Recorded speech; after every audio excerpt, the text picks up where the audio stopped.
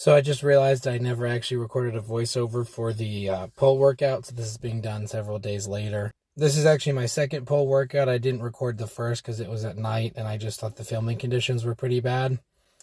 But it really isn't that different from the first one, except that I didn't pull out the full ring set this time. I just used the quarter rings. I was just trying to see what I could get away with that.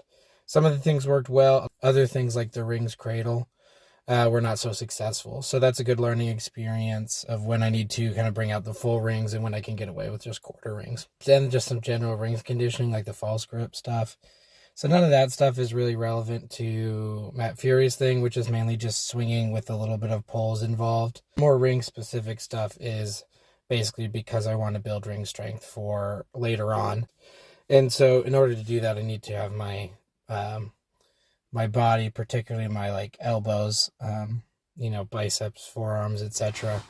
I need to have the arm flexors and the elbows really get adapted to that specific stimulus. I find after these workouts, my back has not really been fatigued. It's just been my arms essentially, because that's the weak point that I'm focusing on. And that's fine. I don't really mind. So that's not unusual. Really anything apart from like a pretty intense bodybuilding style workout is not going to completely like fry my upper back. And honestly, that's nice because the other parts of my body are completely toast. Like my legs are usually toast. So yeah, there's not much else to say here other than I think this is a decent format.